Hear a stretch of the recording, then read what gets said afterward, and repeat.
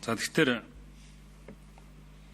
энэ тогтоолын төсөл бол нэг өөрөө бас нэг асуудалтай байгаа юм л да. Тэгэхээр 1992 оны үндсэн хуулийн заагдсан тэр 44-р зүйл бол гол агуулга нь. Одоо за энэ дээр бол одоо 14 мега төсөл эрчим хүчний одоо реформ бүсчсэн хөгжлийн асуудал гэдэг энэ асуудлуудыг тавиад энд одоо энийг шийдвэрлэх асуудлаар илтгэл хүлээх тухай асуудал ярьж байгаа. Тэр өнгөрсөн хугацаанд бол манай парламент бол ерөнхий сайдын оруулсан бүхэл зүйлийг ерөнхийдөө бүгдийг дэмжиж явж байсан. Аль нам нь одоо дэмжиж сөрөг хүчин ч гэсэн бид нар бас тодорхой хэмжээр дэмжиж ингээд явсан. Тэгэхээр энэ 44-р зүйл чинь ямар агуулга байдгийг гэхдээ жишээ нь за засгийн газар төсвийн асуудал оруулж ирлээ. Тэнгүү төсвийн алдагдлыг 0.5% байр гэдэг ийм засгийн газрын их хурлын одоо шийдвэр гараад энийг буцаасан тохиолдолд энийг ингэж барих боломжгүй. Ягагтгүй эдийн засгийн нөхцөл байдал ийм байна. Тийм учраас энэ асуудлыг би одоо ингэж 0.5 бол төсвийн алдагдлыг барьж чадахгүй.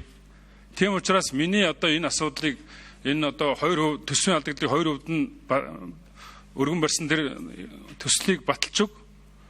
Альсвал надад итгэл үзүүлэх тухай асуудал ярьж өг гэдэг.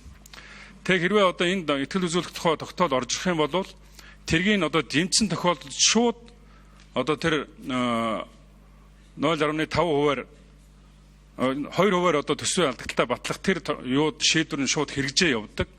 Хэрвээ их хурл итгэл үзүүлэхгүй бол огцордог ийм л одоо зүйл юм байна.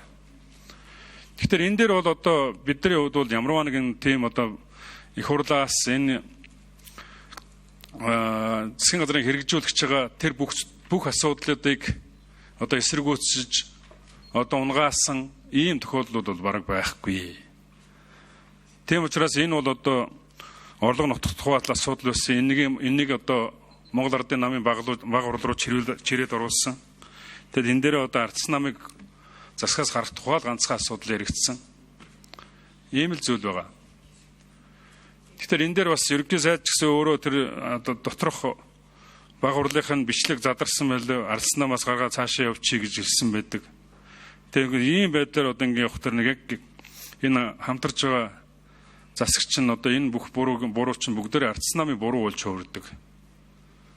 Энэ хэдэн сайд нар чинь одоо бүгдээрээ л одоо хамаг байдгаар чадлаараа зүтгэсэн шүү дээ. Эдийн засгийн урт хугацааны хөгжлийн асуудал, барилга Бүрдөөжихэд 1 минут өгье.